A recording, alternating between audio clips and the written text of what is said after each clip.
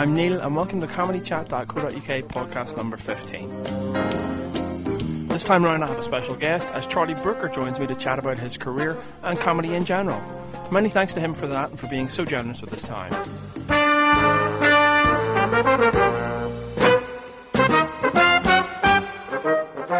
Charlie provides some very interesting insights into the comedy industry and reveals the hitherto unknown power that cameramen can have over performers.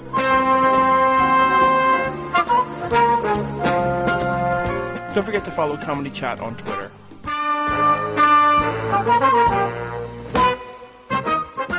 going to talk about comedy and, well, thanks for doing this as well. Thanks for appearing on the Comedy Chat podcast, especially in the hottest day of the year. I'm sure you would rather be out. Well, it's sort of, you can hear email popping in the background. But, yeah, it is pretty hot.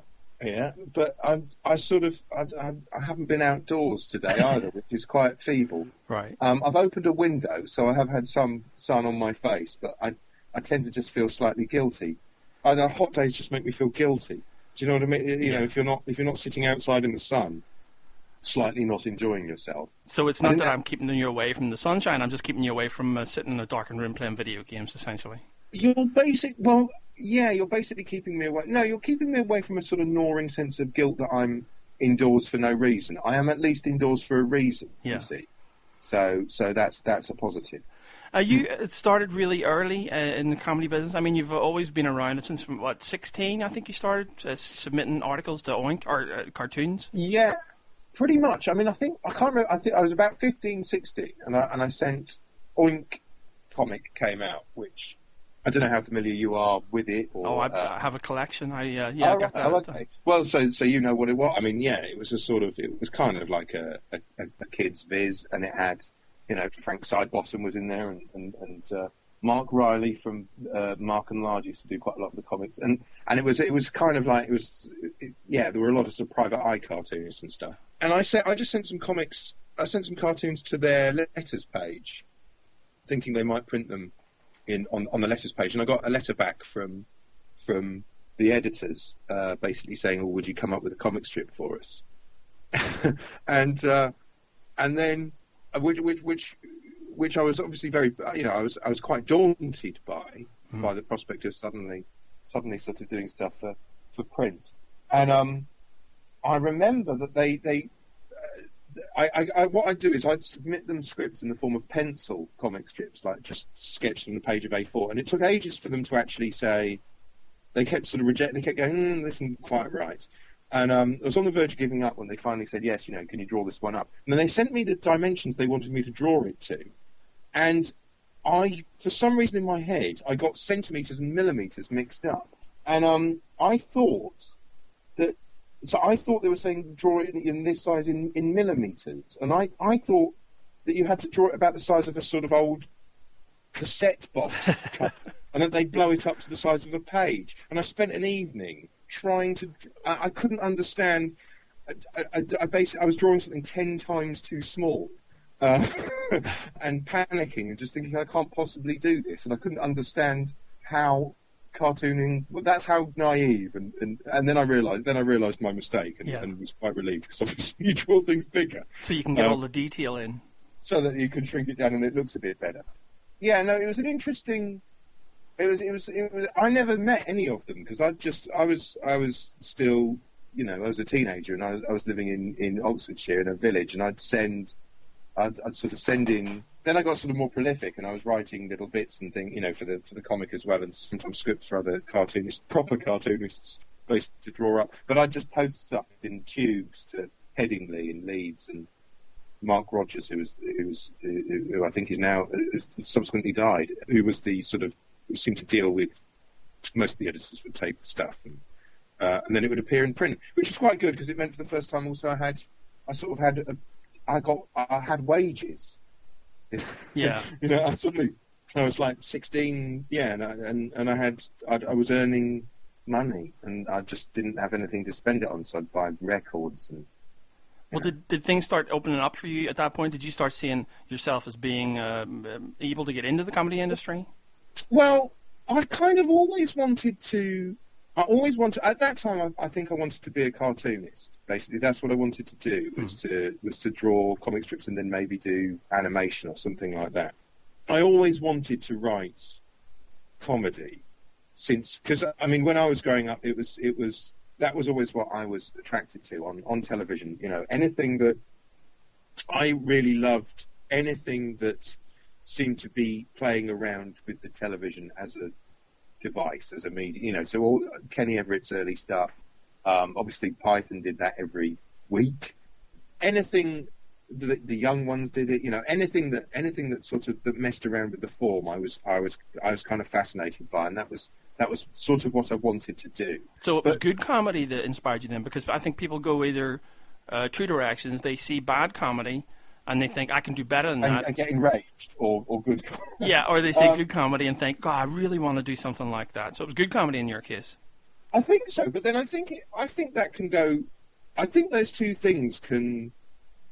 I don't necessarily. I wouldn't say it's necessarily one or the other. For instance, I mean, I remember that basically during the 90s, if I spin forward into the 90s, when I wasn't really doing, I was writing video games reviews and working in a shop and feeling quite miserable, and then I would get equally weirdly, I would get yes. If I switched on the TV and saw something I found dismally unfunny, it would annoy me, you know, because I'd think I could have done better than that. But equally, if I watched something that I thought was brilliant, that would annoy me as well, because you know, because I would think, well, twofold. One, I'd think I wish I was doing something like that, and equally, I'd think, you know, I probably couldn't. Do you know, if that makes sense, it would sort of annoy me.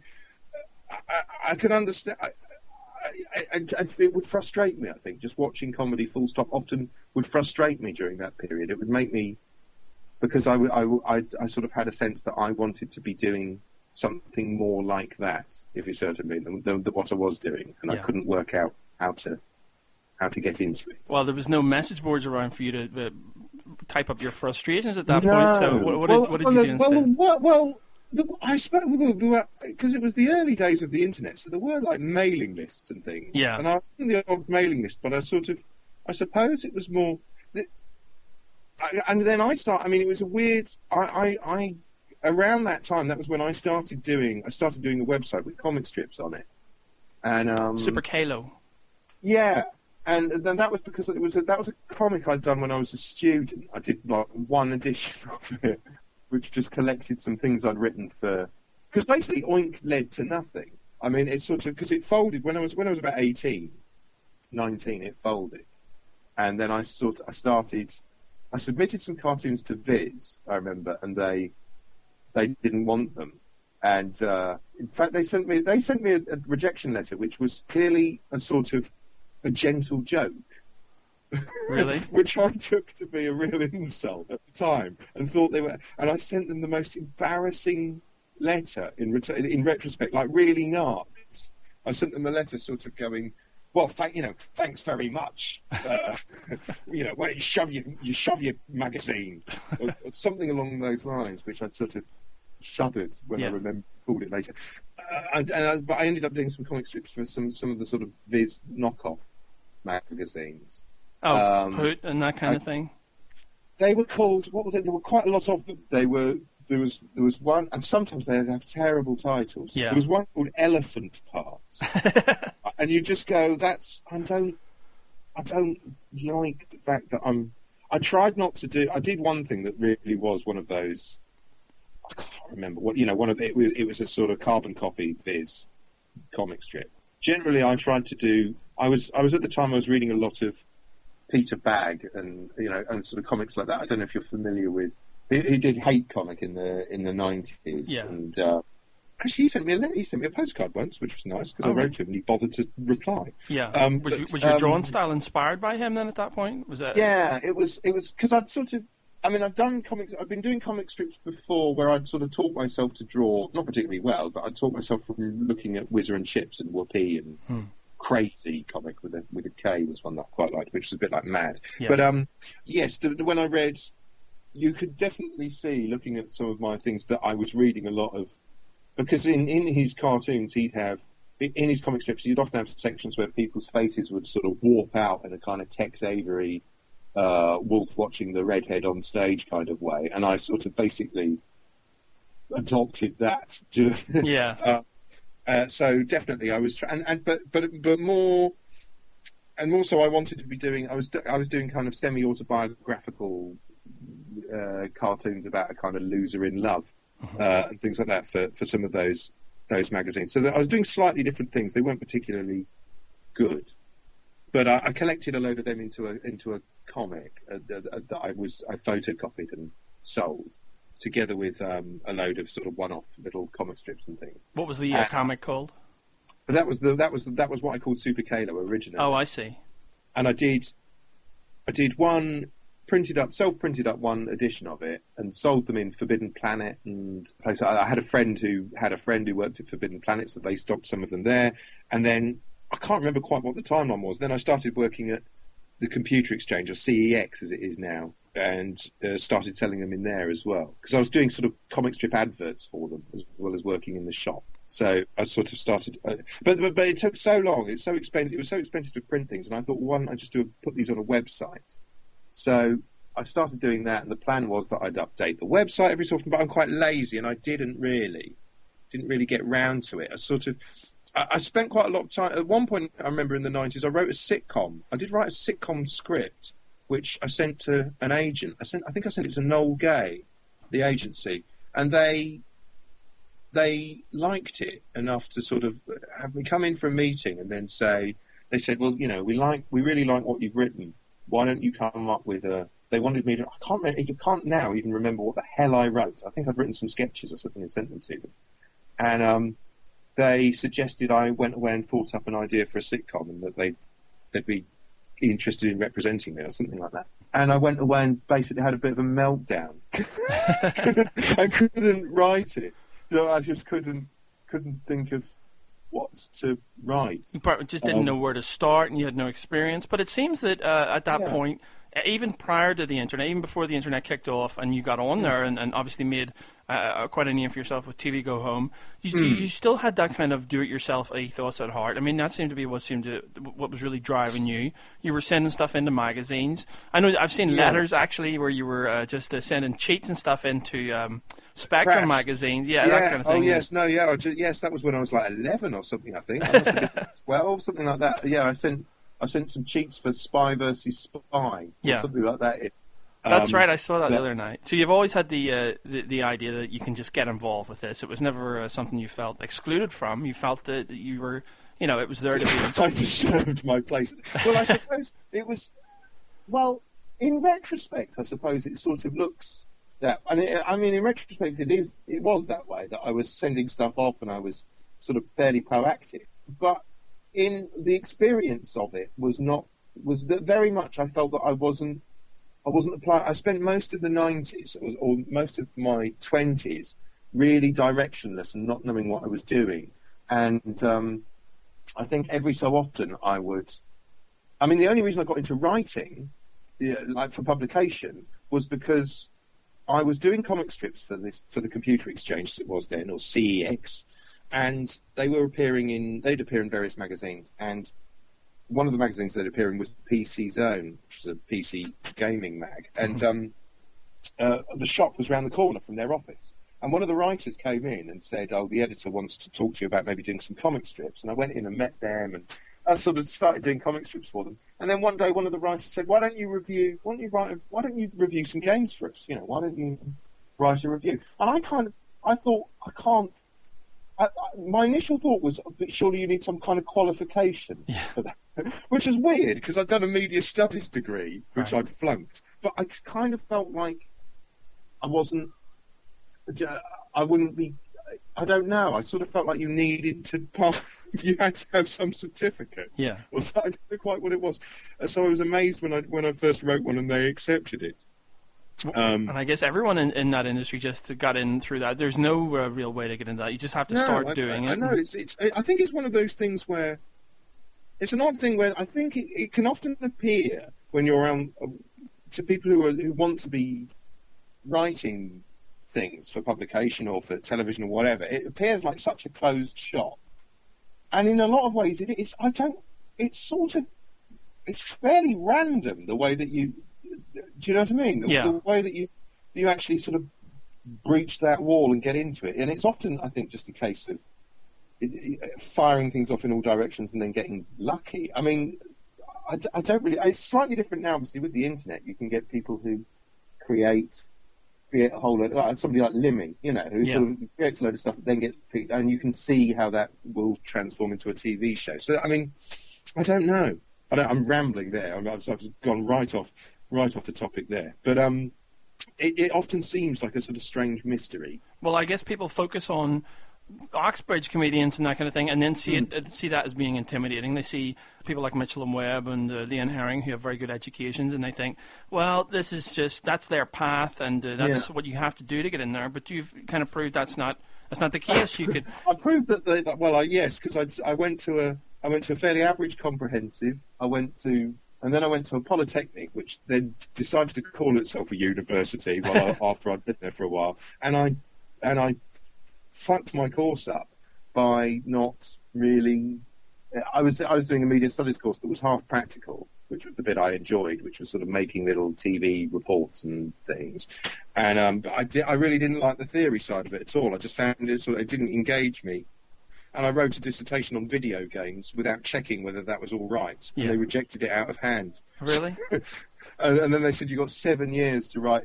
I think I'd got enough marks to pass. But anyway, I mean, blah, blah. No, I wasn't part of Oxbridge. And I think that, people who go to public school and go to Oxbridge, I think that gives you a confidence. I'm sure that gives people a confidence and an expectation, maybe. And also, contacts. It must be down to, the number of people who went to Oxford and Cambridge together, and there's a massive overlap between people who will know each other, and so I've never sort of felt like I've had that, if you see what I mean. I've always felt slightly apart from that, but I don't think.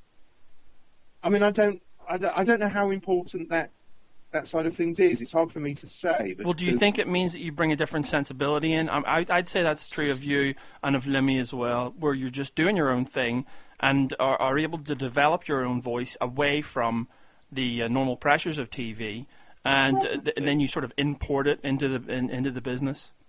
Possibly, although it's possibly. Thinking about it, it's not really something I've ever really thought about. It's probably. It probably means, in a way, what I was trying to do, I guess, when I was growing up, was, in a way, I was trying to emulate a lot of Oxbridge. Those are the ones I was looking at, were the Pythons and so on and so forth. But I suppose, in a way, it's made me often feel, that's probably why, my first reaction on even submitting something to a video games magazine, I was fairly daunted by it, because it means that you don't feel particularly legitimate. Do you see what I mean? It sort of gives you a feeling that you don't quite deserve to. I'm quite often. That was a feeling I got. I remember having that feeling when I first started writing things for The Guardian. I thought, well, this is a proper newspaper. I can't. What are they doing? I'm not qualified. So if I brought. So I guess that probably often comes across as a sort of flippancy in print, or a sort of. I don't know. I don't know that it's necessarily. It's not a conscious thought that it means you sort of evolve a style or whatever away from that world. I think it if anything, it just means you've got slightly less confidence, which maybe makes you work harder, maybe keeps you on your toes. Definitely, in that. I didn't start. It was after I was doing TV Go Home that things started sort of taking off for me, and I definitely felt like I was making up for lost time. I must have been 28, 29, nearly 30, and I felt like I should have been doing all of this stuff 6 years ago. Do you see what I mean? I felt like and so... Similar to someone like Ricky Gervais, who gets fame later in life, and then, well, not that late on. It's still pretty young, but it feels like... He was like nearly 40, I think, wasn't he? Yeah. He was like about 39 or something. Yeah. I guess, yeah. I guess so. It just means that you then, apart from anything else, you think, I was so lazy during the 90s. I was so lazy. I'm disgusted looking back at it. And so I tend to now, I think, work all the time out of a vague sense of panic that I mustn't blow it. Yeah. Do you know? Yeah. Which is quite pathetic, really. Kind of overcompensating, and it probably is. It's an odd one, and it's weird because looking back, if I look back at it, looks like I was sort of very ambitious and kept sort of doing lots of different things. But it was just sort of directionlessness, really. You've done an extraordinary amount of TV over the last 6 years. I hadn't even realised until I went and just looked at it all over the last week. And you've been very busy. So you like that now? You like keeping that sort of pace? Well, yeah. I mean, because I did. I mean, obviously, one of the first, my first TV. Weirdly, I presented a program. BBC Knowledge was on, yeah. Yeah, which was a show called The Kit, which was like a gadgets and internet show. Like late 90s, where you have to say, and you can send us your views, go to http:// a lot of that sort of thing. And I co-presented it with Gia Milinovich, who's now Dr. Brian Cox's wife. And that's actually how I met Chris, was through Gia, because at the time her boyfriend was Michael Cumming, who directed Brass Eye, and so we sort of met. She thought he liked the TV Go Home stuff, and sort of emailed him that, because I was doing that at the same time. That's sort of how I met him. So, but my first TV writing job was on the 11 o'clock show, which was a learning experience in a lot of ways. Really? You might say. Okay, how was it working on that show? Oh, did the BBC Knowledge gig, did you get into that through your game journalism then, yeah? Because you were doing that at the same time as TV Go Home, but no one knew who was writing TV Go Home at that point. Yeah, it was a weird one. It was because I'd done a thing for the magazine where I did some sort of prank calls for an April Fool's edition where I rang up video game helplines. And then because of that, I got asked to contribute some stuff to a show called The Digital Update, which was a 10-minute weekly Radio 1 thing. I remember that. You were on before John Peel, and you would try and freak him out. Try and freak him out. Yeah, we'd try and sort of do slightly strange links and so on and so forth. And I always got the sense he was deeply unimpressed. I mean, I never met him or anything, and our stuff was all pre-recorded. But I'd sometimes listen to it going out, and he'd just sort of go, yeah. And then start playing a record, and you'd think, John Peel doesn't like me. But that came about because of the magazine stuff, and then that was the TV show was meant to be a sort of TV version of that, if you see what I mean. But I mean, at that point in my life, and I was doing TV Go Home secretly because my co-presenter on the radio show had looked at the TV Go Home. Originally, the TV Go Home stuff was on the Super Kalo website, right? And she had looked at it and said, "You're going to get fired because you've put BBC graphics on it and you've put the BBC logo on it." And it was at a time when the BBC were incredibly touchy about anything like that. They were sort of shutting down Teletubbies websites and spoofs and things. And she said, "You'll get sacked. That's a sackable." And I panicked because I didn't want to lose my job. Right. And but I didn't want to stop doing the TV Go Home stuff. So Dave Green and Danny O'Brien at NTK, who were running NTK, which is this weekly newsletter, agreed to host it anonymously for me, and actually that was sort of what made it take off. It was just it was a thing that you'd see in a Not the 9 O'Clock News spin-off book or a Spitting Image spin-off book. It was just a Radio Times parody, but I think I was very lucky with the timing of it. It came along at a time when the timing of it, the simplicity of the site, because it was a site with just that on it, and the fact that it was anonymous gave it a strange, I don't know, and probably unwarranted cachet. I'd get emails from people assuming it was written by a team of people, do you see what I mean, or something like that, which was quite nice. There was going to be, weirdly, there was a point where the BBC got in touch and said, "We want to do a TV Go Home sketch show, part animated," and I thought, this sounds good. It turned out basically, really, what had happened was they obviously wanted to do this kind of animated sketch show, and they were looking around for what's cool on the internet? Yeah. And it came to me as a sort of, it came to me as a kind of pre-packaged thing. It wouldn't have been my thing, if you see what I mean. And I wrote some sketches for it, and then I can't remember exactly what happened, but I was quite glad it didn't happen. Well, because did you need control over your work? Is that one of the reasons? Yeah, I think that's something I've learned in that.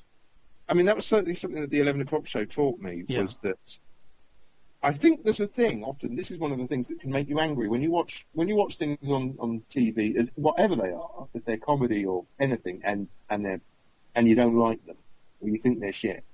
It can make you angry in a way because there's an assumption. I certainly always had this assumption that the people involved in making it were really pleased with themselves.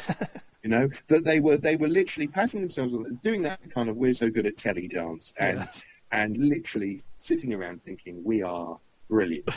And the reality was that that things go wrong, things are done for a reason. There's all sorts of weird reasons why things turn out often the way they are, and so it was a mystery to me when I first sort of the 11 o'clock show had seen some of my stuff, and I think at the time Dave Gorman was the script editor, and he sort of saw it, and they arranged a meeting, and I went in, and I hadn't seen some of it, and they sent me a tape to look at. I thought I was just excited to be doing a TV writing job. I thought this would be good experience, and and I'll get paid, and And I looked at a tape of it, and I thought, this is terrible. Not all of it, but a lot of it. I just thought, this is terrible. And I thought, I'm going to be, and rather arrogantly, I thought, I'm going to go in there, and I'm going to blow that place apart. I'm going to be the wittiest guy in the room. And I remember they did a thing. They had because when I joined, they were just about to be on air. It was just a week before they were going on air for, I can't remember, series 3 or something like this. And they did a sort of trial week just to check. They did a sort of pilot week beforehand where because quite a hectic thing to be doing. And I clearly remember the very first sort of morning meeting I sat in on, where everyone sits there. There's the producers and researchers and writers, and they've got a pile of papers, and it's like 8:30 or something in the morning, and everyone's reading through what the stories are, going through the news pack, working out who's going to cover what and what angles they could do on this, that, and the other. And like I say, I walked in there thinking I am a genius, and suddenly the room is full of everyone is just bantering away and being really witty and sharp and funny and clever. And I just sat there thinking, what the? I couldn't work out. I was daunted by the fact that everyone seemed very sharp and funny and clever and witty, and they had lots of their own in-jokes and so on and so forth, which was quite daunting. But equally, I couldn't work out why all these sharp, witty, clever people were working on a show that often was, seemed quite slung together and aimed at a post-pub audience, and was almost willfully anti, not even into, not anti, just sort of, willfully sort of quite, Prescott's fat, Widdicombe's up, Widdicombe looks like a cow, and I couldn't understand. It was really, it was one of those things where you thought, well, just televise this meeting. And then the rest of it was a process of working out kind of how that happened and the reason why that happens. And it's because it's an odd, I don't know, it's an odd thing. Making television is an odd thing. And I think with something like that, you realise that that's a 3 times weekly half-hour show, and there was such a big team. It's difficult to, I don't know. And then it's got, there's all sorts of factors coming in. What does the channel want? What does, there's so many factors that you're not in control of as a writer that are very frustrating. And often sometimes you'd get something on air and you'd go, I'm really pleased with that. But often you'd do something and you just think, So a lot of compromise at that point then. Everyone just had to compromise to appease the channel. I mean, there's a great bit in Scream Wipe early on where you seem to be talking about that. I think that really, I think that's one of the greatest things about Screenwipe is it shows an insider's point of view of how the industry works, which is something that people like me who are fans of comedy and fans of TV really want to see more of. Want to see the inner workings that we don't, because as you say, we can take things for granted and we don't know enough about what actually goes on. How it works. Well, yeah. That's why I think you quite often get. I mean, I guess you quite often get people who, That's why quite often I think people suddenly pop up. They seem to suddenly pop up with something like Miranda, where she's a familiar face from comedies for years and years and years, and then sort of pops up with her own. I really like her show. I don't know what you think. I mean, I know it divides opinion in some respects. I think it's I just think it's good, silly, fun, and that's something where I guess that's something she's clearly wanted to do for years and didn't have the opportunity until she'd sort of been around for quite a while. So I think it's an easy assumption to make, I think, from the outside that you basically sit in a room and you think this is the best thing I can do, and then it ends up exactly on screen. Whereas often there's so many weird things that can, I don't know, just sort of either water things down or compromises that have to be made. And it's usually just a succession of, decisions being made by different people often for good reasons that can really alter the tone of something. That's something, I mean, I guess I learned from Chris, is that he is so focused on the tone of everything he does and what he wants to do, that he's kind of, he's like a laser-guided missile in that respect, in that he cannot listen to anyone telling him that something isn't possible. He literally, it doesn't compute to him. And so... But at the same time, he seems really open to suggestions from people. Yeah. Yeah. Yes, and that's another. I think that's what it is. He's and very, very open to that. I mean, when I met him, he submitted a couple of ideas to the TV Go Home site. We'd go for meetings. I'd have a meeting with him where we'd just sort of talk about silly ideas for things, and then gradually you realise that he's coming up with. He sort of started talking about Nathan Barley on the website and saying that I think there's something. I've been approached to do a Nathan Barley program before by someone else, and I wasn't quite sure how you'd do it. He started talking about that at the same time. This was around the time of the Brass Eye special as well, and there'd be meetings about that where you're just sort of talking about daft what if ideas that sort of make you laugh, and then you realise that actually what you're doing is suddenly you realise that by osmosis almost this program starts becoming a reality. I think with Four Lions, I think that was something he had in his head for, I'd certainly I'm sure in 2004 when we were doing Nathan Barley, he was already thinking about it. So in some respect, it was an area he was interested in.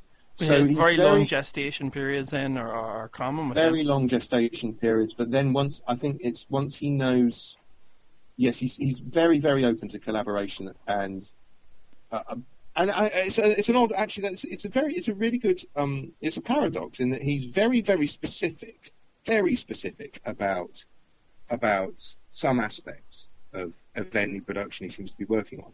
But then he's equally, I think he just gets bored if there's not enough variety. So he'll constantly get, the actors have a lot of input in what's going on. He'll encourage them to try out different things and go with something daft they do on the day. I don't know. It's a real education. That's such a wanky phrase. Well, in terms of a long education, working with him. The way he works with actors is very interesting. Really? Very, very interesting. Just the way that a part will be molded, the way that he will mold a part around an actor. Yeah. Yeah, basically. Is that what you took from him then? This kind of attitude and single-mindedness? I'm not a director, so but I think I realised it was okay to be, because I saw him overcome enough. It's practical problems, I think, drive him up the wall. You know, if he's told you can't do this, not, you know, because of some boring legal reason or you know, a financial reason, then he will just try and drive through it. So I think that's why, you know, Four Lions obviously was sort of had a problematic period where it was ready to go, but then it wasn't. You know, that it was supposed to be for Channel 4, I think, originally, and they changed their mind, right, as I understand it. I think they were just nervous about it, and he would not be dissuaded. You know, he would not be dissuaded, and so he turned it into a film. He'd have turned it into a pop-up book if it was the only way to get it made. A series of cave paintings. You know, it was going to happen, and reality would not prevent it from being so. So that's quite interesting, in that you have to be. I think that something like Screenwipe is half of it is always written in the edit, really, and I sort of would have to be there constantly all the time. It would mean. Now, how does that happen? How do you write something in the edit? Do you mean you're doing voiceovers to piece together the stuff that you've shot? Well, it's weird in that with Screenwipe, it's always, or Newswipe or any of the wipe style shows. Yeah. It's always you've got a load of footage and I'll write a version of the script. What I mean when I say written in the edit, I guess it's flexible enough. The format is flexible enough because you can cut to footage and talk over it and cut to a little animated aside or whatever. It's fluid enough that you can alter it on the fly. You know, you're not beholden to whatever I've said. And also, it's not like we've got because it's just me sitting on a sofa yapping down the lens. It's not, you know, I can easily go back and reshoot things. So we do a rough cut of something that would be like 10 minutes, and then we need to get it down to 3. And so it just boils down and boils down and boils down, and you think of new jokes and what have you, and that's how, and you do that during so the editing process would always be, there'd be like 3 or 4 offline days and then an online day, and I'd be writing it as we went in at night. I'd be in the edit from like 10 till, it would depend, often till like 2 or something like that in the morning, and then I'd go home and write. I'd be writing in the corner of the edit as well, and then I'd go home and record things at like 4 a.m. and then come in the next morning and we'd start recutting and recutting and recutting. It would always get done, but it would be a really weirdly grueling process in a way that it looks very simple and kind of isn't. Because I mean, there we've got a whole legal dance we have to do where I'm having to fair deal every clip that we're showing. And you're renowned as a procrastinator as well, so does that suit you, that kind of... I need an insane deadline to get things done. Because I'm not lazy, but I seem to be only motivated by terror. So I need, once I've got an impossible deadline, I will leave things until it's done. Dead Set, I was so late with the scripts on Dead Set, it got ridiculous. And I was writing the last 2 episodes I had to write in 2 days, like get the drafts of them done. And fair enough, they're fairly short, but that's 1 episode a day is insane. And I was sitting typing in my pants in tears on my birthday. It was a tragic scene, but I mean, that's a whole different kettle of fish. Dead Set is a very, very different process. But yes, I'm only motivated by terror. With something like Screenwipe and Newswipe as well, it's a weird one in that you get the strengths and weaknesses to doing it that way, because it's very much, the writing of it was pretty much a one-man band. You know, it means that I'd be churning out, if you take away the contributors, it was about 20 minutes or something that I was doing every week, which doesn't seem like much, but is. Yeah. When you're sort of, because actually to get to that 20 minutes, you've probably written an hour. Do you know what I mean? Well, if you look at a stand-up has 10 or 20 minutes that they can tour for years, and especially in America. So you're having to come up with that on a weekly basis. Yeah, and I mean, which is good in that obviously when it's topical, people will forgive you. It's like I always think you've got a plus 15% charm modifier. Is my nerdy way of thinking about it. People will forgive you it being a bit sloppy or not brilliant because you've obviously done it in a hurry. They'll forgive you to a degree, but it does mean that sometimes I'll look back at old screen wipes and news wipes, and that. Well, I know that you're there was a lot of wanking. Like early on, there's a lot of wanking, and I'd say the reason for that is that you do the odd. It makes you laugh at 2 a.m. in the edit. And you think this is Ryan Childers, and you don't realise you've done it 8 times over the last sort of. And then in itself it becomes a joke, and you sort of, and then you sort of take the piss out of yourself for doing it. But it's those things crop up because you're doing it, because you're having to sort of churn out so much material. So I don't even know if it's so quickly, but because you're doing it in the edit, it just becomes very long hours and very grueling. Well, that's interesting how you look back on it then, because that's what I'm interested in as well. Is that the fact that you do procrastinate and leave things to the last minute, does that then mean that there's a greater sense of anxiety afterwards, or are you able to just let go? Because I went to see Four Lions, the premiere in Bradford, and at that point Chris Morris was saying, "Well, this is frame perfect." He was very pleased with it. There wasn't a frame out of place. And then within 2 months, he was saying that he was looking at the possibility of if you could actually edit a film after its general release.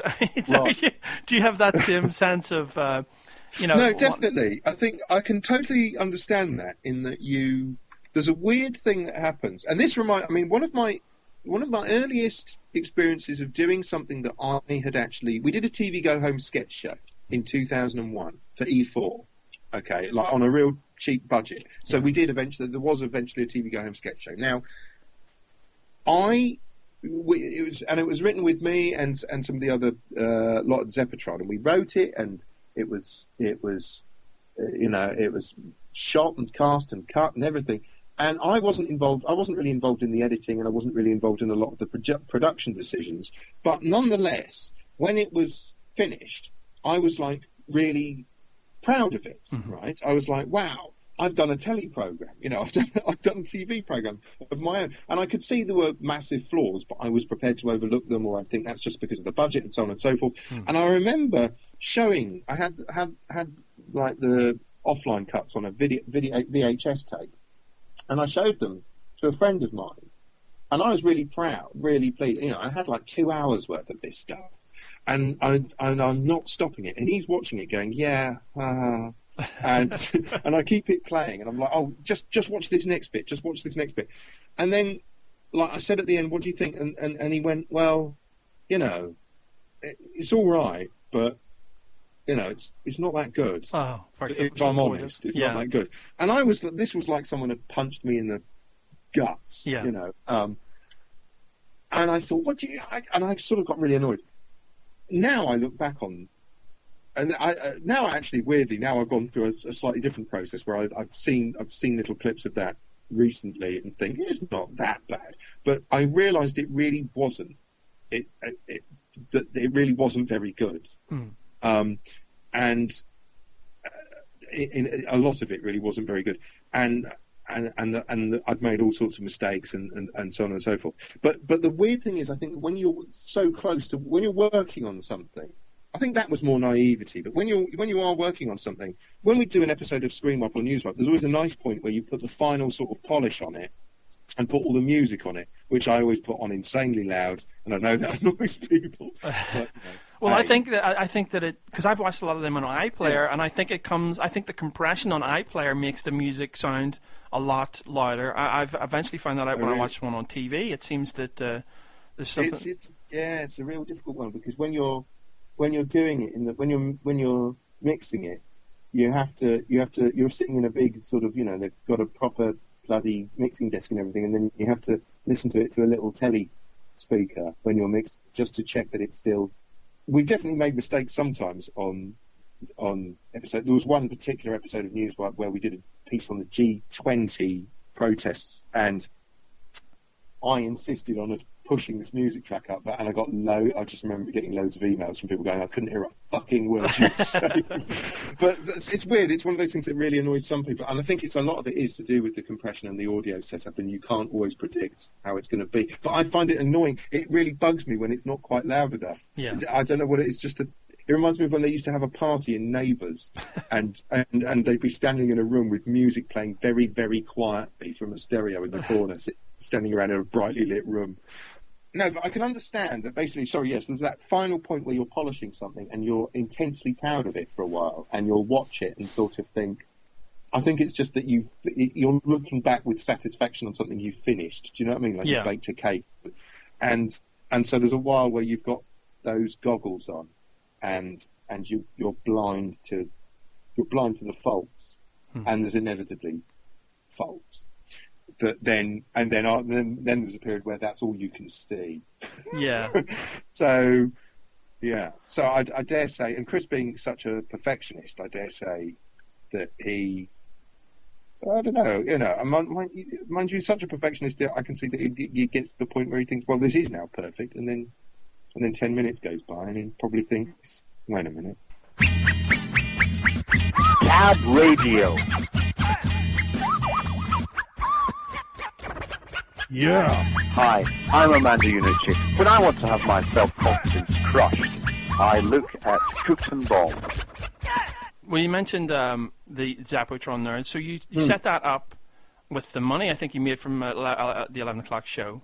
No, no, that was weird. It's a weird way that came about. And that's a weird thing where I think it looks like I'm an entrepreneur. Somebody said to me, "Oh, you're entrepreneurial." And I was like, "You've got to be." Like anyone who knows me would go, "I'd be the least likely entrepreneur in history." That came about because some of the producers, there were a couple of producers on the 11 o'clock show, who, looking at TV Go Home and things like that and how that was doing, decided the internet was the future and that we should set up a comedy company whereby, which would brave the new digital seas or what have you. Right. And me and some of the other writers, we're not, certainly weren't sort of business heads. We kind of went, well, I guess it means, the attraction was, it means you get more control over what you're doing, and you can, so if you've got a production company, you can think up an idea and try and make it rather than waiting to be hired, because we're all freelance writers, waiting to be hired for whatever. And I've just come through the experience of doing the 11 o'clock show, and you think, well, I'd rather have more control. So that was the idea, was that the producers were going to take over the business side of things, would deal with all the businessy side of things, and we'd just write and create things, and and then I don't know quite how it morphed into. It sort of morphed into a more traditional TV production company, where we've got a proper managing director, and I'm in a very weird and fortunate position whereby, so all the time I was doing Nathan Barley, I wasn't making any money. I wasn't bringing in any money at all, really, I'd say, for the company. And likewise with something like Screenwipe, it's a low-budget BBC4 programme. But I had the freedom to be able to do that because I had the control over it because it was going through this production company, and which was, being kept aloft by panel shows like 8 out of 10 Cats. Did you really want? That was paying basically for me to do Screenwipe, right? If you said to me, or for me to develop the idea behind Dead Set. So and I'd work on Cats as well. I'd sort of go and sit in the writers' room. It's fun sitting in a writers' room, but that's Cats is a very different. Is a mainstream Channel 4, panel show that's that's been running for that sort of is what it is and does what it does, and it's sort of it's an odd position to be in, where then I was doing, then I'd go off and do this show where I'd decry, I was decrying all of television, and I was basically being held aloft by other television shows, if you heard of me. So I don't know whether Screenwipe would have. I don't think Screenwipe would have occurred in that form at all if I hadn't had. I was basically execing it. But which sounds glamorous, but it just meant I it just meant I got to say, well, I don't like that and I do like this, and let's do that and let's not do this. So it sort of all came about by accident. Well, how And about now I'm fortunate enough that, sorry, go on. No, sorry, go ahead. Well, no, I was just saying now I'm fortunate enough that because so I was very lucky to, because most people don't get that opportunity, you see, I think, to, do you know what I mean? They have to, they have to get lucky with something, and that's how I got lucky, was that I got to do something that was very much, for all its, pluses or minuses, was very much my show, and then which means inevitably it's got a certain flavour, and then you get approached to do more things, or as it goes on, if it's, it's got a certain degree of popularity and it opens more doors for you, and you can try your hand at different things. So, in that respect, I was very lucky. That's what sort of led on to doing Newswipe, really, was doing that, and then that led to sort of Fair TV and things like that. But yes. I don't know. I've sort of lost the thread of my thought there, but it's a weird one. I was very fortunate in that respect, and that's all. That's really all you get, I think. From I don't really know how other production companies work. I mean, I know Screenwipe looks like a real insider's view to TV a lot of the time, but I don't really know. It's not. I don't sort of sit around reading broadcast, and I don't really know. I have to often be reminded who all the channel controllers are and things like that. I don't really know. Do you know what I mean? I'm not.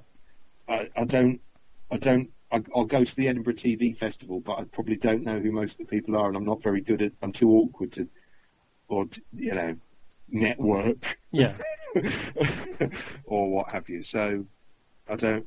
Well, I'm really interested to ask you a little bit more about the 11 o'clock show, because I want to know what it was like to be on that show at the end, when everyone knew that they must have known that it was coming to an end. Well, actually, you see, I wasn't there for the last series. Oh, I see. They had a bit of a clear-out before well, I don't know so much a clear-out, but I'd left before the last series. So there was one last series that was markedly different to the rest. So I can't answer that, in a way, so I don't know. Okay. Do you know what I mean? I don't know what it was. I simply don't know. But your experience of working there in general was It was good and bad, in that it's always fun writing. Coming up with ideas and sitting, is the best job in the world, because it's like sitting around a table with funny people and you making yourselves laugh, and then you've got the process of working out how you can put that on the telly, and often you can't. So then that would be the frustrating bit. But it was always, it was exciting and entertaining for any of its flaws. I think Ian Lee got a really hard time, undeservedly, I think, because he was 25, I think, when he was doing the 11 o'clock show. Yeah. And I think he sort of, I don't know, I just think he slightly he came in for a lot of ire that I can understand as a viewer. You'd go, but often he was having to read out jokes that he hadn't written, that that weren't the best. So, yeah, but he's just he's the face of it, so he gets all the praise and the criticism. That's the first thing you realise the minute you start you front something, is you think, hang on a minute, I remember, because the first thing I fronted that I was, apart from doing technology, when I did You Have Been Watching, and that wasn't my idea. Do you know what I mean? So I just thought, I was sort of talked into doing a pilot, and then I did the series of it because it was sort of fun to do. Did you see that as stretching yourself, as trying to do something different, and work with the live audience? Yeah, it was more. I suppose it was interesting. I mean, it wasn't really. It was a stretch in that I'm not. I don't think. I didn't. My initial reaction when they said, "What about hosting a panel show?" was, "I can't do that. I'm not a performer." I didn't think of myself as a performer. I don't really think of myself as a performer. I did a lot of Screenwipe, and but I didn't. I've done panel shows, but I'm not particularly good often on panel shows. Because I tend to be a bit cowed by that wisecracking environment when you're in front of an audience. Yeah. Do you know what I mean? Yeah. You'll notice on 10 o'clock live, I'm much more comfortable when I'm reading pre-scripted stuff than I am improvising. Right. Do you know what I mean? I can come up with thoughts really quickly behind. There's something about an audience in front of this, which is something I'm learning. you know what I mean? That's a skill I'm having to learn on the job, as it were. But well, that's sort of an interesting halfway house on 10 o'clock live because the audience are behind you on that show. So that's really annoying. Oh, that's quite annoying because they can read the auto cue. Yes. And so sometimes, I mean, mind you, I'd rather they were staring ahead at the auto cue. Well, at least then they're looking ahead rather than staring. If they weren't looking at that, I think they'd probably be staring up at the ceiling at a monitor. They could see themselves on the telly. Yeah. So you can't win in a lot of ways. Although it'd be easier if I was just. And that's partly because the layout of the studio was such that we'd each have an area. I mean, I don't think it's one of those things that probably viewers don't notice, but like that was called the bar, that area. Mm-hmm. So I was stationed at the bar, and David was alternatively either against a backdrop or at the discussion table, and Jimmy had a desk. Do you see what I mean? Yeah. And then Lauren would like flip between all four of them. So. But annoyingly, my position was at the bar with instead of a row of bottles behind me, a row of people who were sort of staring down the lens. And when I was doing, I mean, I don't know, I think I improved slightly as I was going along, but to start with, I was terrified. Really? Because I don't have experience in, I'm not a stand-up. Have you thought of doing stand-up comedy at any point? Yes, I did. I thought about it.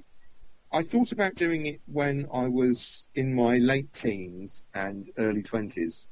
For a while, I really seriously toyed with the idea of trying it. I did, when I was a teenager, I did the odd little show at school with friends of mine and things like that. But I don't know. It became one of those things I thought that other people did. Which is odd because I did presenting and things like that. I'm sort of like a shy show-off, I suppose. Yeah. I remember having to do some sort of acting thing when I was in my 20s. Somebody wanted to do a little short film that I was in. I was just constantly thinking, I can't do this. But it's strange because you have to be. What you realise when you're doing something in front of an audience, I suppose, is that. The first time you do it, any slight stumble you make, when just saying your line, and any unexpected silence from the audience really, to start with, really terrifies you to the core. Yeah. Like you think, I can't, then, oh God, I'd fluff a line a bit, and in my head it would last an hour. And I'd be fumbling around for an hour. And then if you watched it back, it's like you wouldn't even notice. Or likewise, if you say a line and the audience doesn't laugh as much as you thought or at all, in your head, that's like you've just been beaten to the ground. But again, on screen, sometimes you don't notice as long as you say something funny a few minutes later. I don't know. I quite often struggle to get a thought out if I'm improvising in a way that I'm more used to. The control of writing it down in an article, because you're still not used to that sort of the silence and the pressure that comes in that short silence when you're forming a sentence. The skill is that balance. The skill is in saying something in such a compact way that this is putting it in the most boring way, and it's a skill that people either have or don't have. I think. I mean, it's a funny and unexpected thought delivered in as compact a form as possible. And that requires a certain amount of confidence and experience that I'm learning. I would say certainly in a live environment, bloody live. I mean, that's the other thing. Is just apart from anything else, you're thinking. There's literally sometimes there's a voice in my head saying you could just start screaming. You could start screaming, and eventually they'd have to cut away. I've had that thought several times. I've watched the camera coming in. The camera would come in towards me, and they'd say in my ear, "Okay, 3, 2, 1, go," and I'd think, "You're going to scream." And one week when we did one week we had when there was the Japanese tsunami. Yeah. And we thought, well, we're not going to pretend it doesn't happen. So I did a piece about that. And as the camera, because I had to start saying, look, here's a thing that's horrible, basically. And I had to do a bit where I'm just being earnest. And as I was saying it, a voice in my head said, "You're going to laugh." You're going to laugh now as you mention the tsunami, and you will destroy yourself. And I thought I could feel the corners of my mouth like lifting, but I checked and they weren't. But that's just that sort of that. I think that's the feeling you get when you look over the side of a tall building. That's got to be such a difficult transition from someone who comes from a journalism background and then presenting to go in front of a live audience, like you said. It's just got to be so difficult, especially as comedy. It's got to look easy, doesn't it? It's got to look effortless. Although that belies the fact that there is a huge amount of skill that goes into these lines and into improvising. There's a lot of because to do those pieces, to do those bits that I'd be doing. The plan was originally I was going to do one a week, and then it sort of became two quite quickly, and they're about 3-4 minutes each. So, but you're having to. There's a weird extra pressure there that we didn't have with Newswipe, where you couldn't do a news. I mean, they were very much similar to Newswipe pieces, but you couldn't do in Newswipe. You don't, because there's not a live audience there. You can just show something that's interesting, or do you know what I mean? Or just you don't have that feeling that you're going to create dead space if you're just saying something in the way that you often do when you're doing when you're doing something like it does force you into. There's definitely a trade-off that you'll do knowingly. You'll do gags that are a bit cheap, and that's probably. There were probably more of those in the early episodes than there were in the later ones, because then you develop a bit more confidence in what you're doing. But to start with, certainly. Here's an interesting thing that I think people don't realise about television often, that scripts will change a lot during the rehearsal. And often, what changes, you'll read of the script out at rehearsal where it's just the camera crew are the only other ones in the studio, and maybe the odd researchers sort of sitting around in the audience. Now, if you tell a joke that you think is an absolute bombshell, and the cameramen don't laugh, it's human nature that you start thinking, oh shit, I can't say that tonight on the telly. And that will often dictate the content of programmes. Now, I know that would happen a lot on the 11 o'clock show. I know that was one of the steers, weirdly, that would happen, is that it was the content of it was slightly dictated by whether the cameramen would laugh. Really? Right. And the cameramen are, often they're just guys in there, who are sitting around, and they will often, cameramen will always, this is not to denigrate cameramen, but there is certainly, they're not there for the love of comedy. Often they're there to film it. A lot of them are probably, since they've seen so much comedy, they're probably as jaded as internet message board posters. Yes. Well, although they will often just laugh at the word cock or fuck or shit. Right. So that's often why. You know what I mean? Like it's very tempting just to go, and that's because it's come out of his cock. The cameramen will laugh, and you will get a laugh. If you just sat there and said fuck, some people would laugh. So often the content, in rehearsal, certainly more, I think this would happen with the 11 o'clock show, sometimes the content would be slightly warped by the cameraman's reaction, right? And I know that this also used to happen at You Have Been Watching. When I'd do a rehearsal and I'd read through a script, if the cameramen didn't, suddenly I was now the host, and I realised that when the cameramen didn't laugh, you panic a bit, and you think, I've got to change it. Then I found out that often the cameramen aren't laughing not necessarily because they don't like the joke, but because they're concentrating on something. They've got a technical problem, or they're adjusting a light, or someone's talking to them in their ear. Sometimes they'd just be sitting there reading a book, and so you realise that actually they're a false barometer. And it's an interesting one. I swear to God that affects a lot of comedy. Is the reaction of cameramen and editors.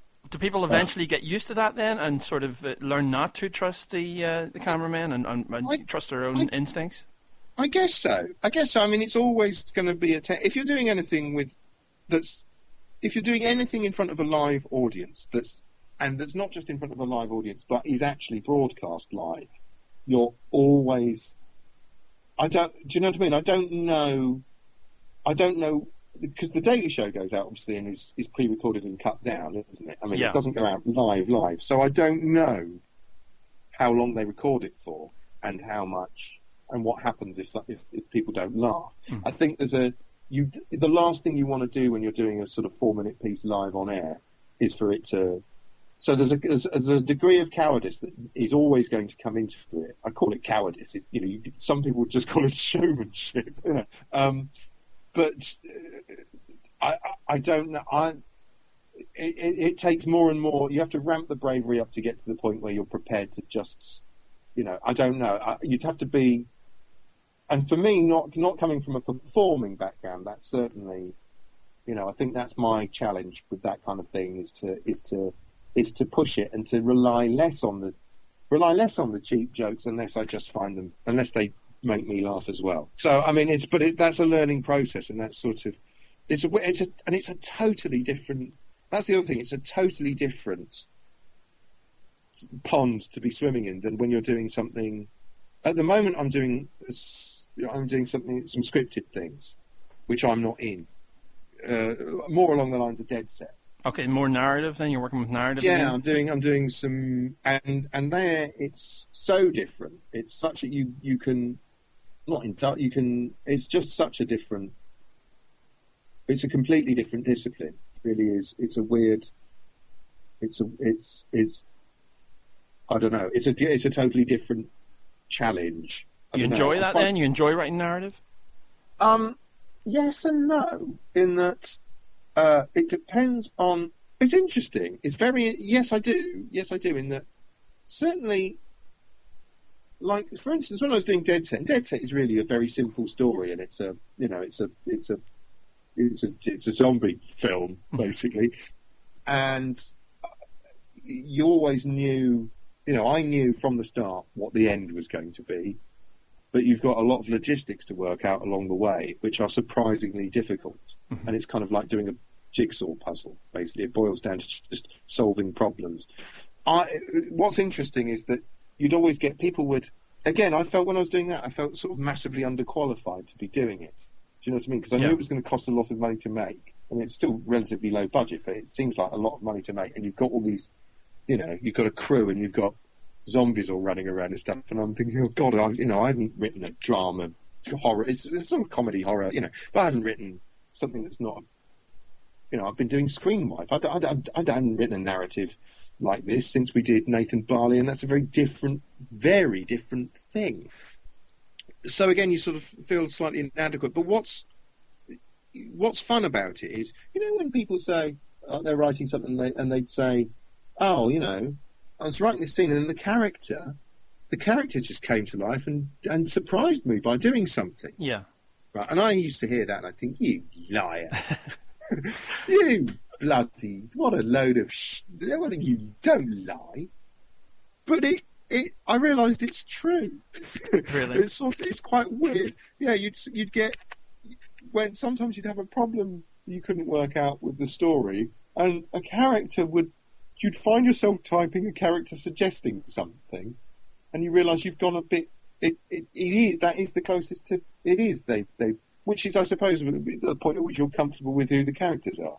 It's really strange, and so at that point, you feel. What's good is when you get to the point where you feel like it's right. You're not writing it. It's just it's that the cliche of it writing itself. So do you start by having a strong, defined set of characters, maybe that you're basing on people and then everything comes from that? With Dead Set, I mean, it was a really good learning experience. It was well, and with Barley, in both those cases, there were archetypes to base things on. So, I mean, with Dead Set, there were some of the housemates in that were based loosely on existing Big Brother housemates. So you had a sort of template there for the kind of... Originally, Kevin Eldon's character, Joplin, was originally going to be much younger and was going to be basically a bit of a Nathan Barley. So in the original scripts, he was like 27, and then we thought, well, we'll change that around. So sometimes you completely change... And sometimes an actor or an actress will come in and you're reading for a different part and you'll think, you know what, they would be really interesting as such and such. Do you know what I mean? And you'll rejig the part completely.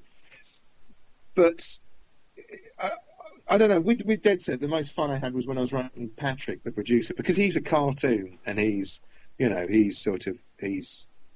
just, it was just fun writing a guy being unbelievably unpleasant and vicious. And I think, looking back, I looked back at a bit of it the other day, and it's so overdone. Really, Patrick sort of. There's loads of things I'd change about Dead Set, but I was very pleased that with the way that I felt it sort of, thanks to our director, large in part, I was pleased with the final result in that I think it didn't feel like something necessarily that I'd written, and it felt like it sort of, I thought, stood on its own feet as a sort of horror thing. I was pleased with the ending and all of that. I think it sort of, technically it all worked. Although I heard this week that there was a different ending planned originally, and there was. Oh God! I mean, that's the other thing, is that you rewrite stuff. You often have to rewrite stuff at the last minute. There's a bit in it. There's a bit in it where Riz and Liz are the actors, yeah. Rick and Alex, and their car breaks down, and they are in the middle of nowhere, and their car breaks down, and they're squabbling. He's trying to fix it, and they get chased. But originally that was supposed to be a car crash. There was a whole car crash sequence that was planned where basically they're arguing in the car, and because they're arguing, they don't pay attention, they crash. But it costs a fucking fortune to crash a car, and we were running out of money. And so I had to rewrite it so that the car just breaks down, right? And at the time, you think, I can't. Everyone's just going to go, this is bullshit. You've got a character who's just turned up. Someone's got in their car. They go about 50 metres down the road, and it breaks down. But weirdly, you don't notice when you... Do you know what I mean? That's right. I think, as a viewer, as long as something happens very quickly, you don't notice that that's such... To me, that was like... So that's fixing something with sellotape. You know what I mean? It just looks so shonky. The ending was always going to end the way it did. I'm trying not to spoil it for people who haven't seen it. Although there was a point where I toyed with the idea of letting Patrick sail off into the sunset. Was one idea at one point. It was supposed to be on a slightly grander scale, the ending, and there was, again, that's the thing where the original ending for that, it involved a tower sort of falling down and smashing through a wall and things like this, and it became clear that was going to be impossible. So you have to rejig things on the fly. But that was always going to be when I came up with the idea while we were doing Nathan Barley, I think. And wasn't there some plan I read this week that you were toying with the idea of introducing Claire into the world of Dead Set? Yeah, I did at one point. In fact, there is a character called Claire in it. There's working. I'm annoyed that not only am I annoyed I didn't see that through. I imagine Claire Keelan's very annoyed I didn't see that through, because I think she'd have loved to have been in Dead Set. Yeah, I really would love to see. I'm always crying out for sort of the crossover things that you see in the world of comics. I'd love to see that happening in comedy with characters appearing from different shows. I think that'd be great. These worlds mixing. But what was the plan with Claire and Dead Set then, or is it just? Well, the original idea I had was that she would just show up as a member of the team, of the production team. In fact, in exactly the right. It was in the end. It was Shelley Conn who played Patrick's sort of right-hand woman in the first episode. And the idea originally, I was toying with the idea of just making that Claire Ashcroft, and just so that you'd see that a few years on, she was working on Big Brother, having gone from being this sort of filmmaker. She was working on Big Brother. And I quite liked the idea of that. And I can't remember quite why that changed. But it sort of changed without me even changing the name in the script.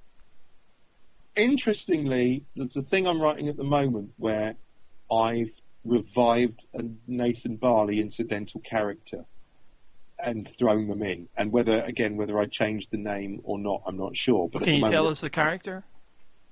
Not really, without giving something away. Okay. It's an odd. Yeah, that's for this. I'm doing this thing called Black Mirror, which is a sort of like a Twilight Zone type thing.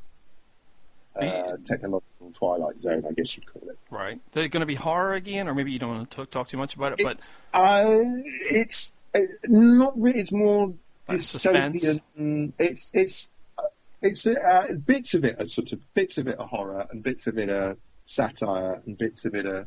I don't know. I don't really know how to classify it. It's a strange. It'll either work or it won't, and it's a weird brew. Put it that way. And working on something else that's just a pure comedy thing, like a really daft comedy thing. So those are slightly overlapping at the moment. They're two incredibly different things. Well, I better let you go pretty soon, but I have a couple more questions I'd like to squeeze in if you're up for that.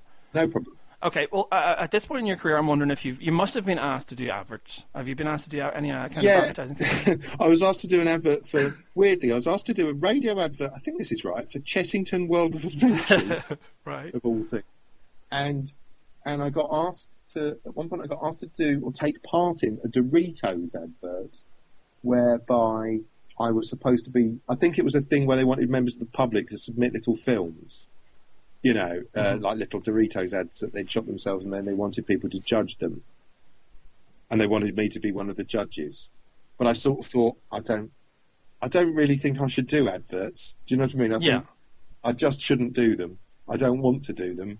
And what's stopping you? I mean, you're only a few years older than me, so you probably were a fan of Bill Hicks when he came and made those statements about advertising in the 90s.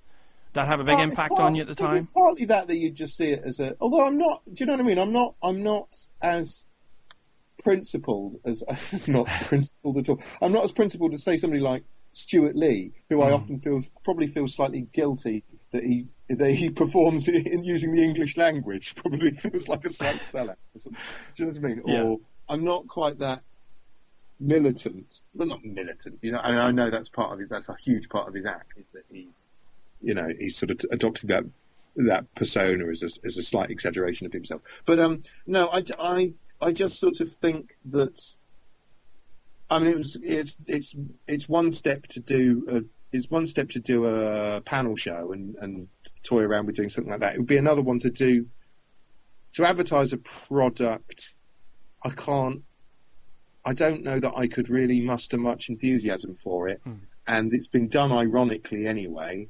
And what's I could imagine doing. Alan Sugar did an advert where he donated the proceeds to Great Ormond Street, didn't he? But then you sort of still think, well, you're basically advertising Alan Sugar, aren't you?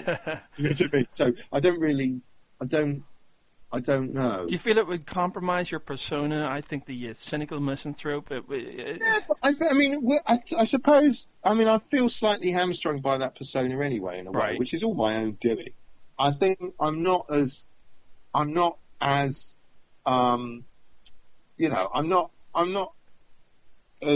I don't have the absolute moral certainty that my on-screen and in-print persona often seems to adopt. Do you see what I mean? Which is an odd way of putting it. I'm often, in person, I'm probably a lot more unsure of my opinions in a lot of ways. So I don't feel like I'm certainly not a Bill Hicks, and I'm not a sort of, I'm not a raging iconoclast, and I get slightly uncomfortable when there's quite a lot of people who like the stuff I do. Here's the thing. I mean, there's often an objection. People who don't like the stuff I do go, well, he thinks he bloody knows it all, and he thinks he's such an outsider and such an iconoclast, and I don't really. Do you know what I mean? I'm sort of generally trying to entertain first and foremost. So I feel slightly. Having said that, I do tend to get worked up about things. It's not like I don't mean what I say when I'm doing stuff on Newswipe or what have you. Well, I think what's come through in this is that you sort of sometimes feel alienated from the process of being in the media. Yeah, well, there's a lot. I mean, I don't really have much time for. I don't know. It's interesting in that I suppose. I'll get I sometimes get stick from people saying, "Oh, why aren't you don't do the Swinburne column anymore?" And I used to love it when I remember there was a turning point for me personally when I got an email from someone who said, "I'm a fan of yours, and I've written a thing, and I want you to see what you think about it." And they'd written a thing about Kerry Katona, and it was like a sort of mock news story, or something like this, and it started with sort of pram-faced alcoholic bitch Kerry Katona, blah blah blah. And I just thought, this is just horrible. And that's just. And Kerry could say, I just thought you're just having. This is a nasty article that someone's written, having a pop at someone who's very annoying. I'm sure is an annoying individual, and people probably feel aggrieved to have her popping up on their screens and so on and so forth. But they don't. But is clearly troubled and doesn't deserve to be written about in that way, and doesn't, and maybe that's me being.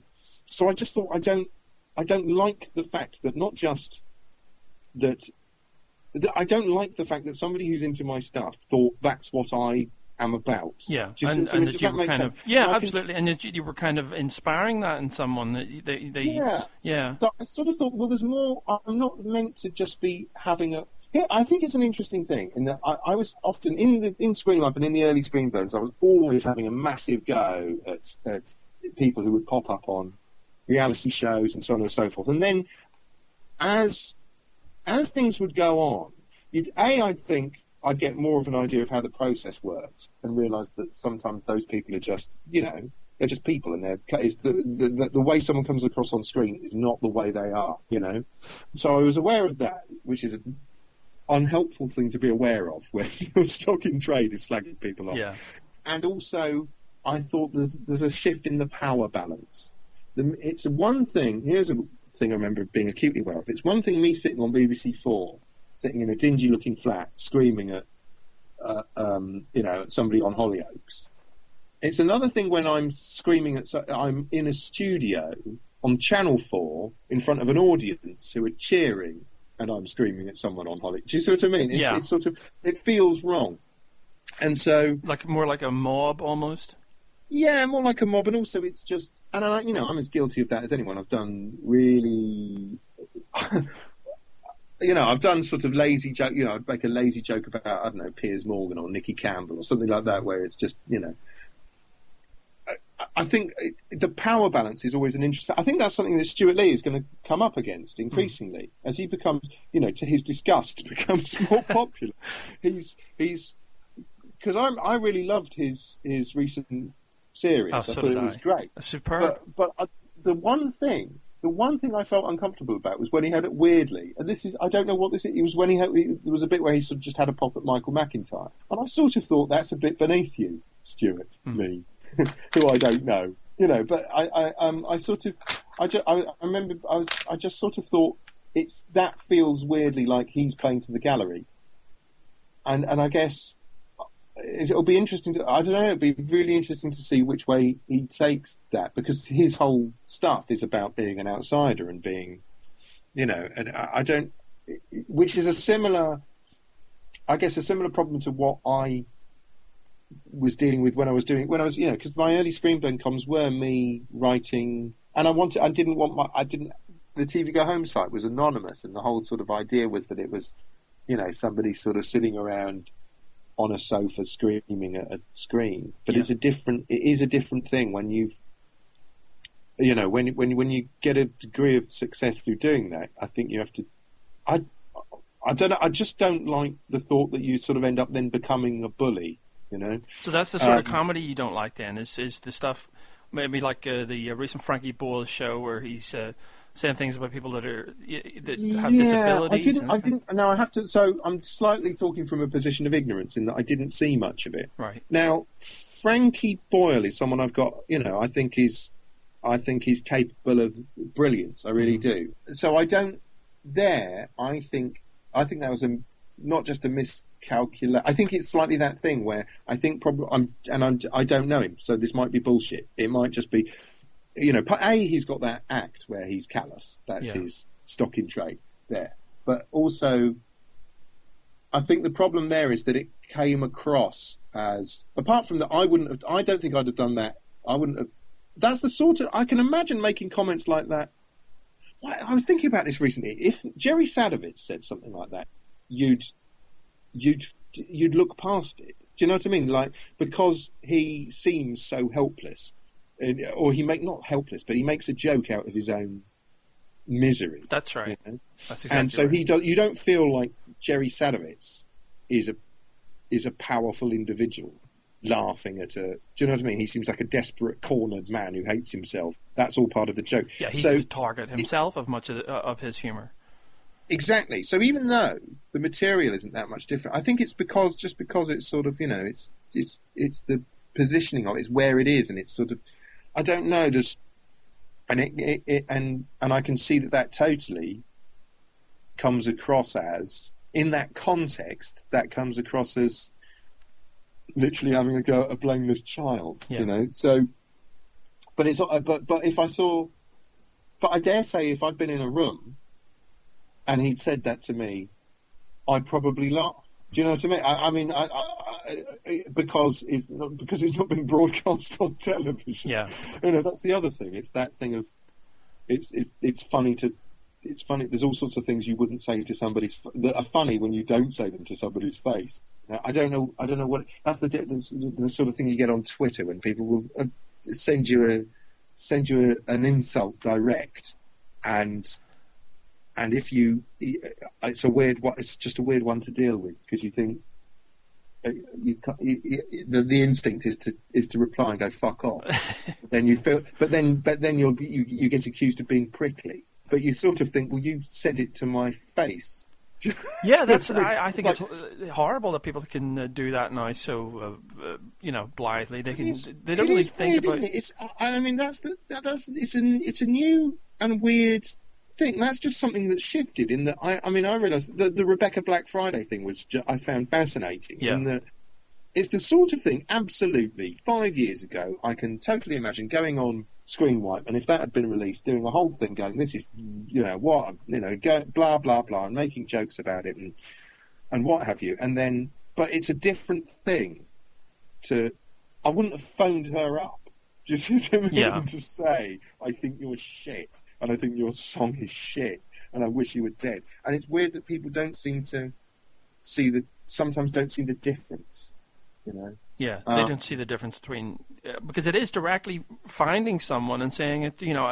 That's the intention, is to take it directly to them and try and hurt them and try and make them know this is my objection. I don't think people are aware, and I think that most of the people doing that aren't grasping it. I don't know if people have a disconnect with reality in general.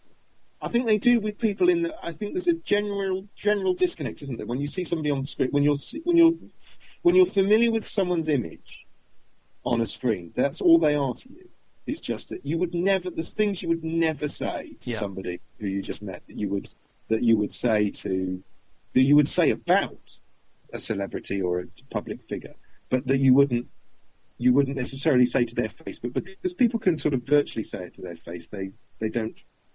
That doesn't come into their thinking. I don't know. It's an interesting area, because I also sort of think. Part of me also just thinks, well, you're going to get. It's just part and parcel of it. You get shit. You just kind of accept that then, because I'm thinking you talked about the cameraman and how that would shape your material maybe if they didn't laugh. So would you be second guessing the audience what their response would be over Twitter, and would that put you off saying things? You can to a degree, but you quickly go mad if you pay attention to. And I know that the people in telly, like execs and stuff at channels, do pay attention to Twitter, and I think wrongly so, because Twitter is Twitter for all is all sorts of things, but it becomes it can become I felt uncomfortable when Jan Moyer wrote an article for the Daily Mail about Stephen Gately, which was a vicious, horrible article, and I sort of wrote a riposte in the Guardian, and there was a kind of Twitter frenzy going on, and people calling for her to be sacked and blah blah blah, and you kind of got to a point where there were people putting her phone number, an address and things like this online, and you go, whoa. It becomes an echo chamber where I think, because literally of nodding heads when people are just retweeting things that other people have said. Yes. That's literally a symphony of nodding heads. But it becomes, people start performing their opinions. So everyone does, which is exactly what I do in print and on television. I'm performing and exaggerating an opinion to a degree. It's a perform, but that happens on I think quite quickly you get a one-upmanship that goes on Twitter where people will pretend to be more outraged than they are. Yes. You know? Because people get off on that. People get off. I've found that in the past of myself, in the distant past, thankfully, where you kind of there's a certain amount of power and Venting. satisfaction. Yeah. Totally. I mean, I can. It's interesting. One of the scripts I'm doing is basically about this. Mm-hmm. It's sort of set in a dystopian future where, well, I can't really say what it is, but there's a sort of thing that's a bit Xbox, really. Okay. Like Xbox Live avatars, it's an odd. There's the thrill of the chase, and there's the thrill of the. It's the thrill of the Colosseum. You know, God, I sound like a real wanker. The thrill of the Colosseum. Adam Curtis talked about people commodifying their emotions. That's what's happening with things like Twitter. I think that sort of sums it up. Well, I think it's performing. It's a constant degree of performance that is which I suppose you would say in a way is no different from everyday life. Everyone is performing all the time, I think, obviously. That's why when you trip over a paving stone when you're walking down the street, you try and act like you're not embarrassed. Yeah. Because you're performing all the time. But there's a certain degree of exaggeration that goes on online that I don't know whether is it, and it could be about anything. It could be. It's not always negative. Sometimes it's people saying, I'm so deeply moved by this. Look at this. There's a strange falseness and melodrama to a lot of stuff that go. I don't know. It's just. I think it's a new human phenomenon. Do you find it hard to deal with all the people wanting your attention on Twitter? Not really, because it's sometimes quite. I mean, like I've literally not been on it all week. Mm-hmm. I sort of went through a splurge for the last couple of weeks. Well, partly it was my wife was away. Yeah. So I was sort of like sitting around, and also I had a load of scripts to do, and I was procrastinating terribly. So it's easy to go on there and feel like you're doing something worthwhile. But it's quite good fun. It's quite good fun sometimes just to. It's like you sort of feel a bit like. I've got quite a lot of followers, so like when they're if I say something, a lot of people will reply, and you feel a bit like you're doing a phone-in radio for a bit. So it's quite good fun. Just to sometimes have little chats and idle thoughts that will spin on people. Somebody will always say something that you think that's clever, and so it's fun. It's not that. I mean, I'm terrible at getting, but I get a lot of emails from people sort of saying, "Can you read my blog, or can you give me some advice on getting into writing or what have you?" And I'm not great at responding because you'd be writing the same email over and over and over again. But it doesn't get overwhelming. What tends to overwhelm me is I tend to take on too much work at any one time and not find time to have breaks and be working. So, I mean, this weekend I've been working all weekend again on scripts and things that it's always something that needs doing now. And so I don't really know what leisure time is. I went on holiday recently and it was like it was this terrible existential chasm opened up. I didn't have. Well, you don't know how to spend your spare time now because you're used to. It took me a couple of days. It took me a couple of days to get my head around the thought that I didn't have to do anything because usually I have to do something. Yeah. Well, let's wrap up by talking about what you're going to do next. In terms of things that you can talk about, so. I really enjoyed How TV Ruined Your Life. I really enjoyed 10 O'Clock Live. Is there any word on the second series of that yet? I don't know what I'm allowed to say. Okay. I don't know what I'm allowed to say. Suffice to say, I may need to continue brushing up my skills. Okay. So I don't know what I'm allowed to say. I wouldn't. I think a lot of people assumed it wasn't coming back. And they may not have been right. Okay. But I don't really know. I mean, it'll be I don't quite know. But I'm hoping to also do some more Newswire. Now, I think there's a problem with that at the moment, which is partly to do with time and partly to do with overlapping, and also to do it, I think, BBC and money, and depressingly, as to whether they can even pay for it. And I'm doing Black Mirror, and there's another comedy thing I don't think I'm allowed to talk about yet. And Black Mirror I am to a degree, although it's been announced, but we haven't announced when it's on or exactly what it is. I can tell you it's standalone stories, and that I haven't written. One of them, Jesse Armstrong, is writing. Oh. And they're sort of what-ifs, basically. They're sort of weird what-if stories. I've done a couple of them, and one of them could take place today, and the other one is set in a distant, sarcastic version of the future. So I'll be intrigued. Again, it's a nice challenge in that it's absolutely unlike anything I've done before. Has Screenwipe evolved into how TV ruined your life now? Is that not going to come back in? I don't know. Well, with that, I always thought I thought of that as a one series thing. Mm-hmm. I mean, we could do another. It was an interesting one in that it was part sketch show and part Screenwipe and part. It was an really odd program. A bit of an Adam Curtis influence in there, I think, as well. Quite a heavy one. In the fascinating. Going through the archive is amazing. There's so many clips that I just wanted to put in that we couldn't find a space for. But I think we nailed what it was. Actually, I was slightly annoyed by the Fear episode, which was the first one, and I preferred the others. My favourite being the Aspiration episode, and also we had extra writers on that. But again, we could have done that a lot better. That series, we could have made it a lot better. I know what I want to do. I think is going to be the next thing I do along those lines. The next sort of wipe style thing. I think will have a more topical element, and will be basically, I want to do something that's a kind of an amalgamation of all the wipe things I've done thus far in one that goes out on a weekly basis, which would be a bigger. It would require me to not write everything because I'd have a meltdown. But but I think that's broadly the idea, and I don't know quite. But that probably won't be until next year, because I'm sort of booked up until then.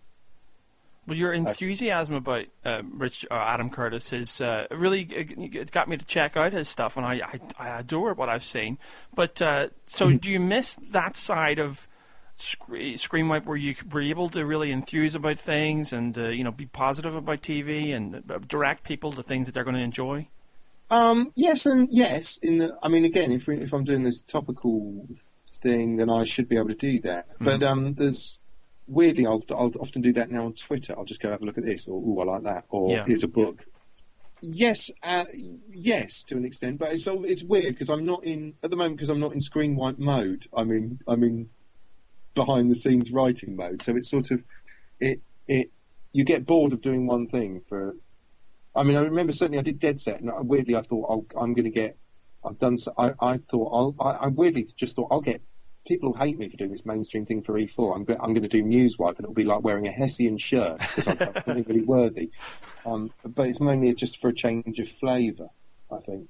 So I don't particularly miss that. Although it's fun to do. Like I like doing. We did a tribute to Oliver Postgate in one of the Screenwipe episodes, which was probably the first time we did a whole piece with no jokes. You know what I mean? Or attempts at jokes, I should probably say. And that was it's good to do that sort of thing and realise, hang on, you forget that Screenwipe, while you were doing Screenwipe, you forget it wasn't supposed to be a 100% comedy show. It's a program that's telling people things, and often people aren't laughing anyway. They're just finding it more interesting than funny. So, no, if I do sort of recommendations and things like that, I tend to do them via Twitter. Listen, I'm going to have to shoot. Yeah, no problems. I was just about to wrap up. Thank you very much. Okay. That's really... that's all right. Really I hope that was useful. Oh, yeah, that was really really interesting. Thank you very much, Charlie Brooker. Thank you. Bye-bye. Bye-bye.